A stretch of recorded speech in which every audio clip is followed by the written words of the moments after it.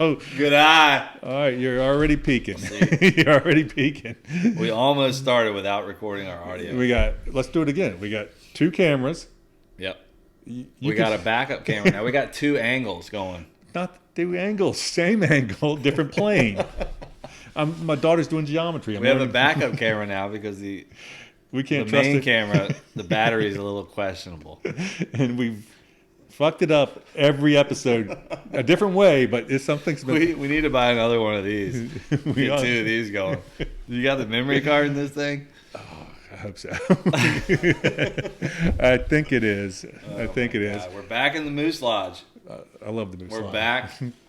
That's been a big in the studio. It's been a big topic. What do I always say now? We need a studio. That's what I'm trying to blame. We have an official studio now here in Wanchese, the Moose Lodge.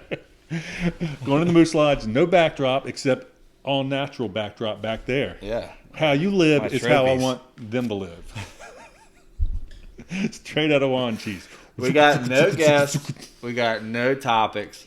We don't have a giveaway. We have no idea. We don't have a giveaway. What episode? We have no giveaway. Man, and it just keeps getting better. No, let me tell you, this is what people are gonna watch, like the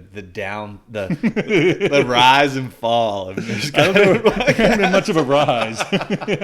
We peaked on week 1. Slight increase in the big, huge, giant fall. That's right. You got these guys, man. They could really get something going if they could just get them out. We just can't get them out. If they weren't so fucking and lazy. You've made every excuse why we can't get them out. You promised. We've promised our viewers we're going to get them out quicker. We're going to get them out. But let me tell you, this is what I think about it. And I can do this because I'm older than you, and I'm not trying to hold that against you. I'm older than you. A lot older. And this is what my wife says to me when I occasionally get to be intimate with her. Yeah. And then I want to high five her and bang on my chest and stuff like that. And she goes, "Don't act like it's that big a deal. Just be happy when it happens and go on." Exactly. That's what we're doing with this now. I think that's how we've built such a huge fan base. It's just be happy when they come out. They just don't know. The anticipation just grows and grows for months on end. Don't bang on your chest. Don't high five when you're naked. Just be glad it's here. Oh my God. Just take it when you can get it. Just take it when you can get it. Yeah. All right. Yeah. This is episode whatever, and it's the Dave Lusk. It's episode 15, and we have no topic. And we're just gonna wing the shit out of it. No, we're gonna talk about you. We can fill up lots of time just talking about you, dude. You have, we just lost like 27 views. We just crushed it. You've crushed it. What has happened since D Hart spoke for hours last time? When was that? Hours ago. Yeah. Months ago. Come on. I don't know, man. Been fishing hard. You did. You won a fucking tournament. Just say it. Won a tournament. And you were humble. I love that. You are a humble fucking dude. Because you told me, Donnie, my fishing sucked all day. It did, man. But it somehow was you terrible. walked away with first place. I had my dad down here, and obviously I pretty much talk to my dad every single day about my fishing, and he's just naturally always curious about how the fishing's going. Do you clam lip him like you do everybody else? No, I love it, man. We talk all the time. He wants to hear about my fishing, and it's just super awesome. But obviously, we've had a lot of success lately. It's been really good fishing, very consistent. And I was like, Pops, we got a tournament coming up. I'm off. Let's enter. And I was like, we'll have great fishing, and maybe we'll have a shot at winning this thing.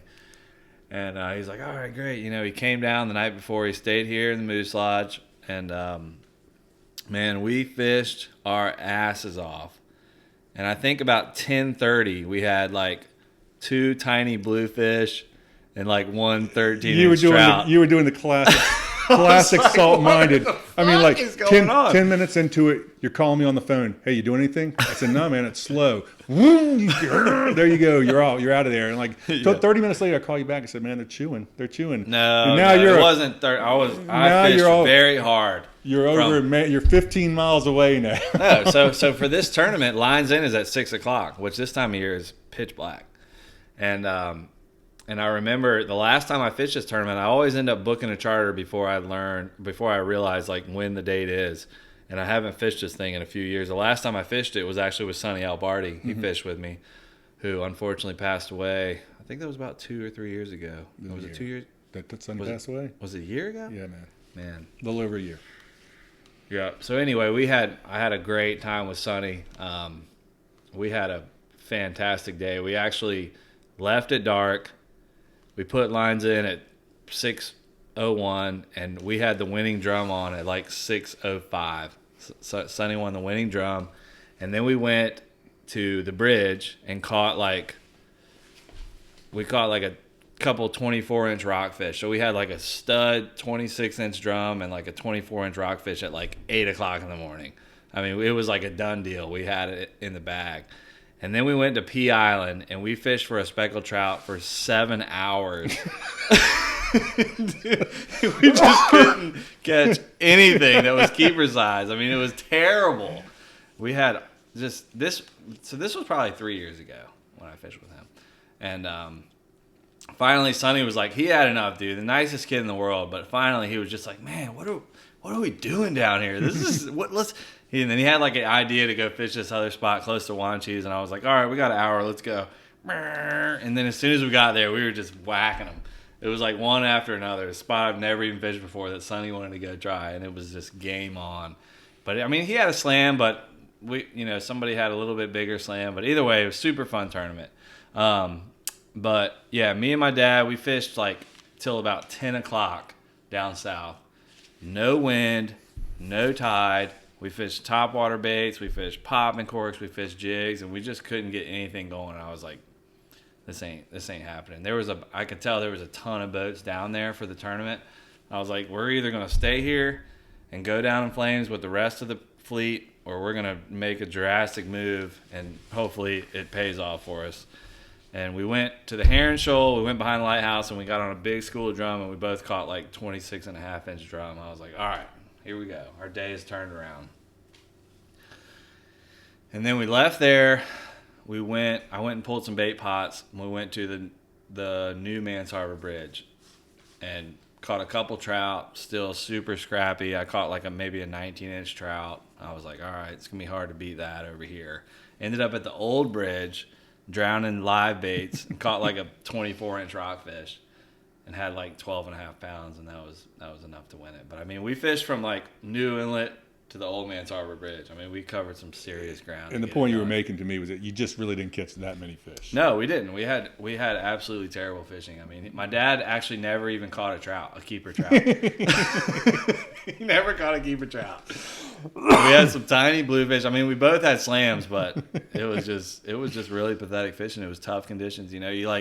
You get excited about a nice slick, calm day where you can just run around and not get beat up all day. But man, a lot of times when you have those conditions, the fishing fucking sucks. We don't get shit. It does. It sucks. I mean, the water doesn't move. Especially for us in 26, 27-foot boats. And if we see a school of reds, man, very rarely can you. You're done. You can't even get to them. I have like a little stakeout pole. And to get on the school of drum behind the lighthouse, I was literally like pushing us like 6 inches at a time to get over there to them.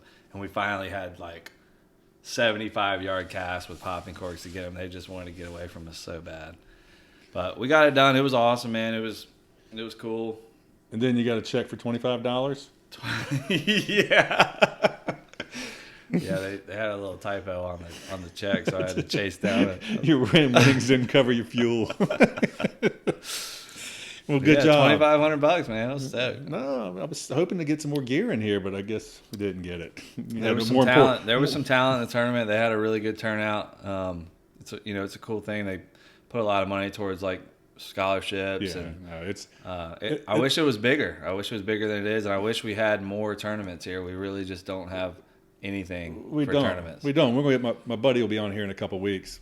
If we couple weeks. Yeah, we say. I mean, he's already given me the date that he has to do it. So we have to do it. But he runs. I mean, he runs tournaments out of Wilmington and Carolina Beach and all up and down the central and southern North Carolina coast and northern South Carolina, I think. And he just doesn't get it. How can we have a fishery like we have and just not be able to we support really don't, tournaments? man. It's kind of shocking. I used to really love fishing the Bayless Slam tournament, which was in like the very beginning of the summer. It was always a huge turnout, and they'd have like this huge captain's meeting, weigh in or whatever, and soft shell crabs and just this huge big party. But I don't know, it hadn't happened for a few years. I think they're just so busy over there that haven't really been able to put it together. But I mean, there's room for a lot more tournaments here.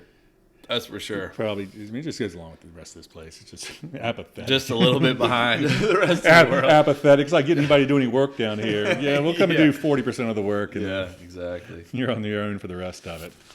So I took home a trophy, and that was exciting. That is, man. You earn it. I mean, you put the time in, you guys. I felt like we just got. I'm sure a few good bites, man. And some of the better guys are right there with you, BK and stuff like that. BK was there. His son actually won the youth division. His son had a bigger slam than I did. So if he was like in the adult division, he would have just swept the whole thing. But he won biggest slam, biggest drum. You know, every category. He had like a whole new stand of rods and reels and trophies and I think I had BK by about a half a pound. So it was a tight race. That's cool, man. Yeah. Good job. Congratulations. So we kept it in the family right here at Wanji's Marina. I don't think anybody in my marina fished in it. Yeah. But what else you got? What else has happened? Go ahead. Donnie's been really wanting me to tell the sailfish story. Dave entered the inshore sailfish club here out of northeastern North Carolina. Which you've been a part of for a very long time. I have, and I've got the proof to show still. And now it's on YouTube. It is. It's got to have like 1 million views by now. It doesn't. It's not. It's kind of cool, but yours was way more exciting than mine was. Probably jumped in the boat, smacked some beer cans around with his bill. I had the camera in the water, and he came shooting by the camera and landed in the boat. But still, mine was a typical Atlantic sail, like 40 pounds. Yeah. And yours is a real sail. Yours was like came through the canal out of the Pacific and came over here, man. That's a real. It was large, man. I really didn't know how big it was until kind of after the fact. Really, the first one I've ever caught. What'd he eat? He ate a bucktail on the bottom. Yeah. Trolling at 6.5 knots. No, we were not trolling whatsoever. Pink and black chugger. Me and one of my really good friends, Justin, who he's got Kitty Hawk TW store. His family's had TW's tackle store forever. We try to fun fish about once a year. We just somehow try to make it happen. And I swear, every time we fish together, we have something freaking crazy go down. And this year was no exception. It was like our little 10-day flounder season. And we were like, let's go jig some of the nearshore stuff and see if we can, catch us a nice flounder. Just try something a little bit different. And we get out there and we fished a couple wrecks and we get to another one and we're just doing drifts. We've caught we maybe had 5 or 6 flounder in the box, and we were getting ready to pull up and do another drift. And I think Justin was already reeled in, and I was just drifting along and changing the song or something. I don't know. All of a sudden, I just got a freaking thump, and I was like, "Oh, there he is!" And I was fishing like a little conventional reel. I was fishing a lot heavier tackle than I typically would, but I don't know. For some reason, I just fish in the ocean. You kind of always feel like. You just never know. Maybe a cobia or maybe a big drum or something. I don't know. So I had like 50-pound leader on a double rig with a bucktail and a little trailer. And I had 30-pound braid on a conventional level wind, which probably had about 300 yards. So, I had a really good setup to handle anything that might bite.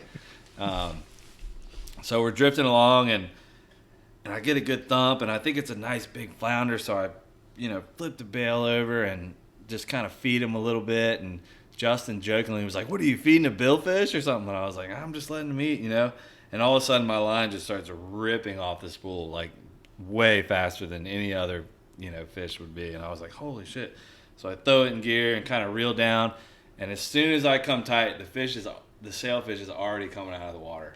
He bit it off the bottom and he just went straight to the top and was just like, going ape shit all the way across the water. And I was like, "Oh my God."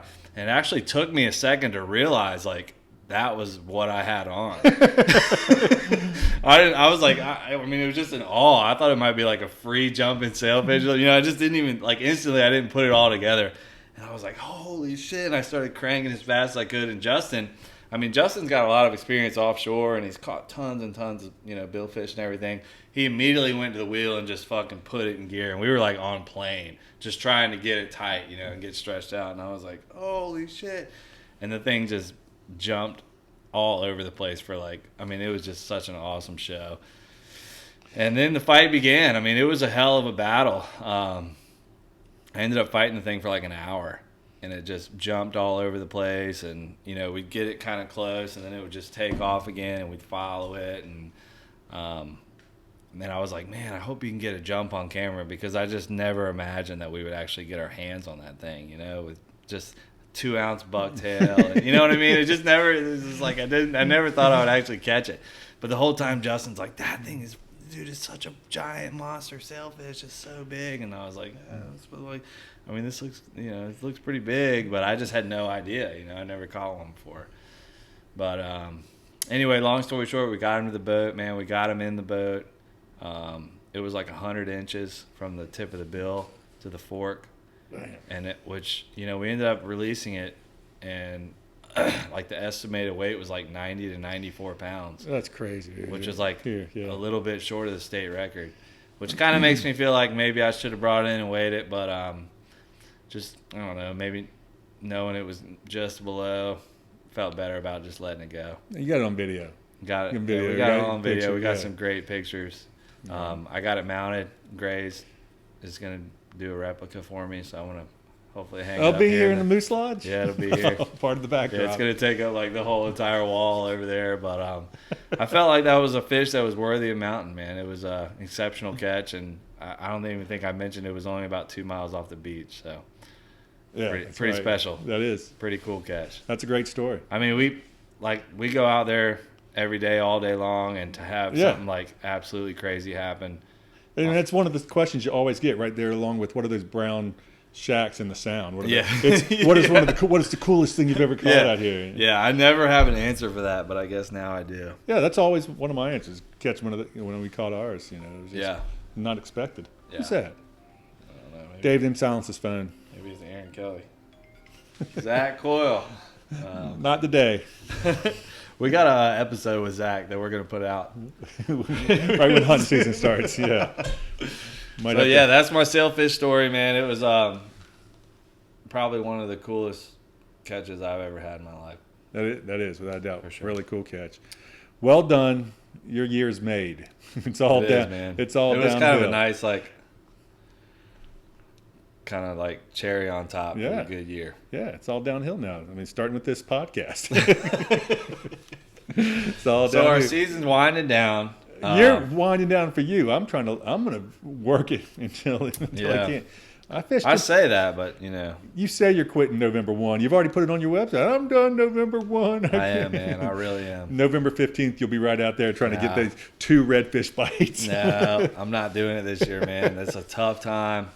The fishing's become so spotty, and you know it's been a good year. We've been grinding. Yeah, it has. I've decided I'm gonna just cut it short and spend some time in the woods and do some hunting and hang out with the family, and you know it's been a good year. Nobody fucking believes you. I am, dude. I'm doing it. I'm committed to it, because last year I fished like till fucking Christmas time. I mean, just couldn't shut it off, and it's like. You get to a point where, you know, you've worked enough and you made enough money and you need to live a little bit. Yeah, you're right. And I've had that feeling pretty strongly lately, and I'm very passionate about deer hunting and duck hunting. And and I didn't get any deer last year. And I'm going to put my time in the woods and put my time in, you know, helping build duck blinds. And that sounds horribly boring. Well, it would. 3 years. 3 years has been promised me deer meat. I got you. It sounds like my wife. She's never hunted or done any of it, and it sounds boring to her too.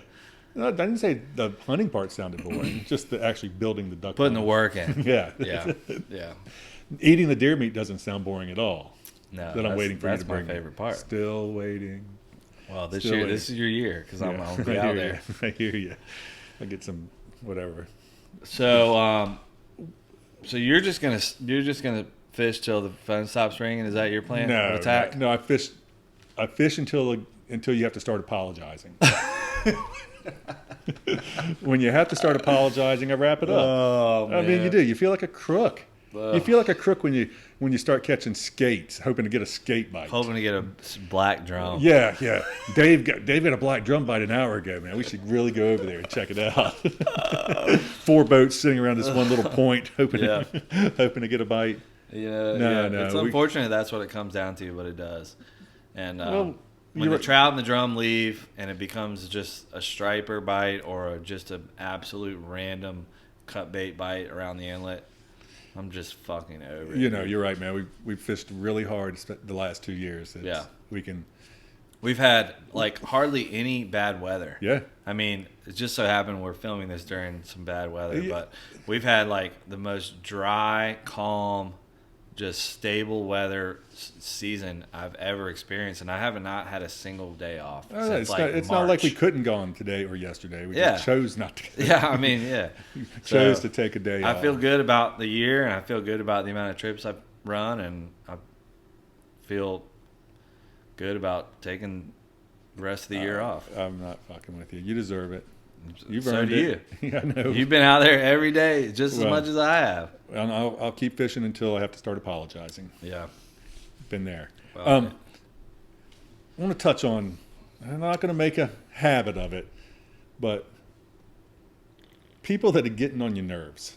Where are you at? Where are we at on the time? Do I got time to do this? How much time we got? There's no set anything on this show. Where are we at? It's like the most unorganized podcast there ever was. And that's why we roll. Because we do stream of conscious and just keep it going. People that get on your nerves? Like, what do you mean, like clients or? Yeah. And then not a whole lot bothers me. I mean, wind knots drive me crazy when you try to go through it and tell people not to get wind knots. But wind knots are going to happen. Yeah. I bite my tongue and just, you just put your head down, you cut and resplice. It's part of the game. It is, but yeah. Getting on the boat with a fifth of vodka and a 20-ounce Yeti cup, and going at it all day, that gets on. That pushes me. Because I'm laughing because I feel like that would be me if I chartered like somewhere else. I'd be that's not true. We fished together in Florida, man. You had a couple of beers. You didn't. Yeah. I mean, a fifth of freaking vodka. Are we doing that trip this year, by the way? No, BB's doing that trip. I'm not. Oh, we're going to see BB. You can go. We got other things we got to do this Christmas. Yeah. Yeah. I love fishing, and I love fishing with people, man. But when you're falling off the cooler like 8:30 in the morning. Dude, that means they were getting after it before they even showed up to the dock. I don't have a big issue with that. I don't have a big issue with people getting drunk on my boat and getting belligerent because I feel like they don't have a chance to. It's not like offshore where they got like a 3-hour ride. We didn't have a chance to either. This guy somehow pulled it off. Because the best thing for me, and I guess the worst thing for him was I put cup holders on my boat now. Yeah. So he had his Yeti mug right there. He'd cast, pop, pop, pop. Dude, that's brilliant because nobody can ever pause it long enough. That's what I need to do. Like, get cup holders next to them so they can. I'm like, all right, pop it 3 times and then take a sip of whatever you're drinking. Well, and that's usually when you'll get a bite. The more this gentleman drank, the more he knew. The more he knew, the more he'd caught. The less you knew. He had caught so much more. Dude, here's the keys. Leave the money on the console when you're done. Yeah. Call me. I'll come get it. Yeah. I really get frustrated with the guys that, I mean, at this point, you only get but so irritated.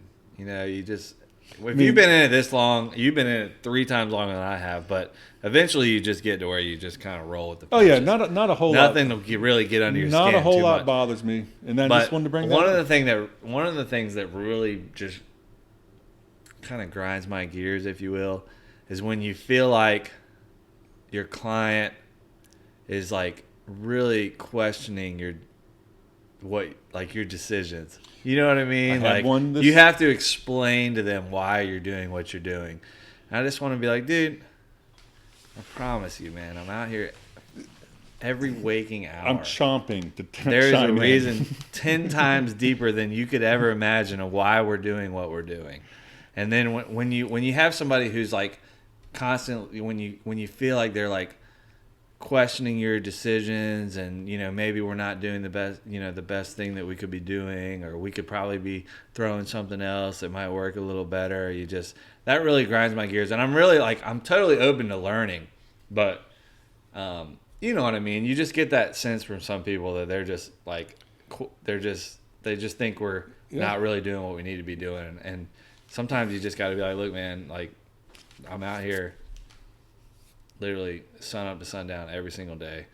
I feel pretty confident in what we're doing right now. And just because it's not working doesn't mean there's like 100 other things to go and do that could be better. I love it. You know what I mean? When there's float grass back there where we fish behind P Island, when after a hard breeze and there's grass floating, and somebody wants to throw a topwater plug when there's fucking grass. Dude, that treble hook's going to work really good. You get one twitch and it's covered up. Yeah, that's a prime example. I had a guy since we're going there, I had a guy this summer, and I've never had anybody as long as I've been employed by the fire department, where I get off work at 8 o'clock or 7:45 in the morning and leave on that trip at 8 o'clock. Yeah. And that guy said, well, no, that's not going to work for us because we need to leave at 7 or we're going to miss the tide.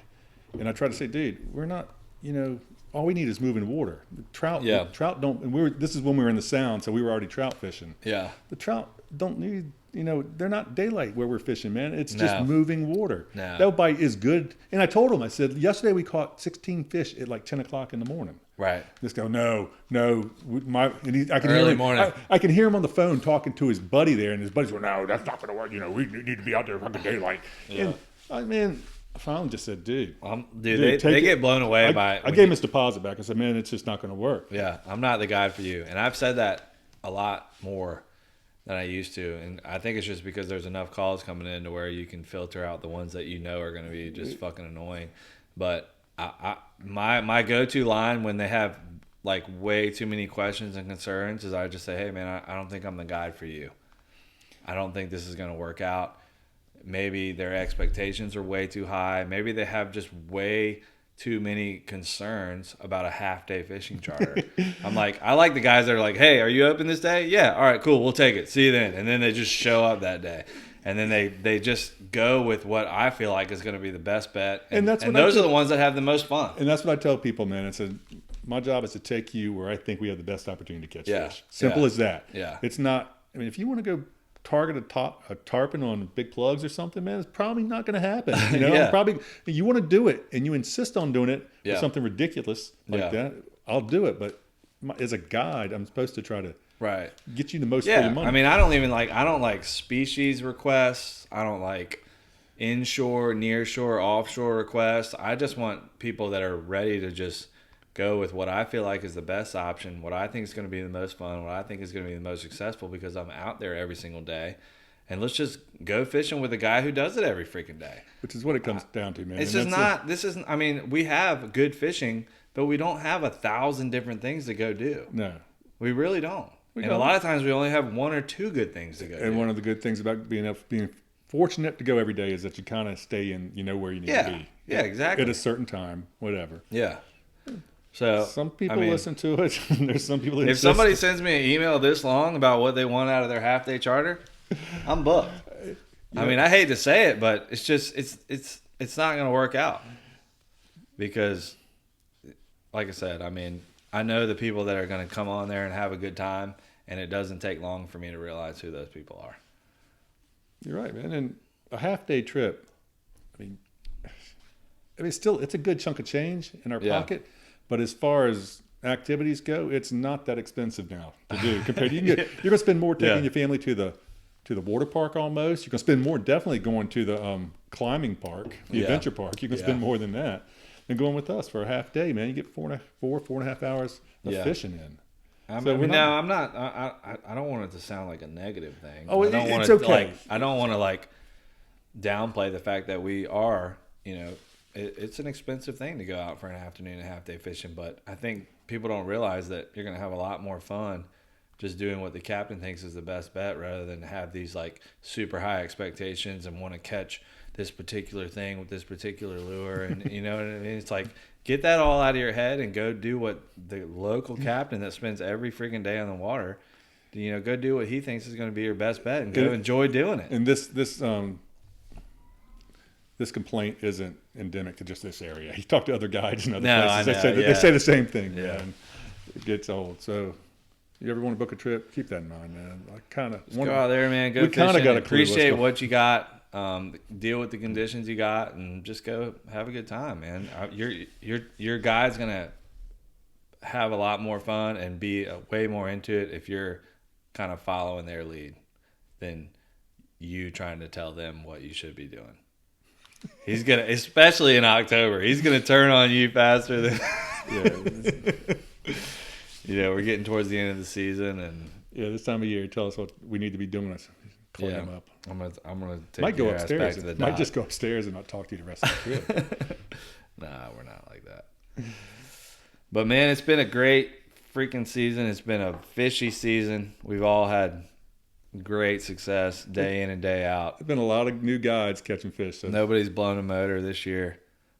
Your brother? We got one down, yeah.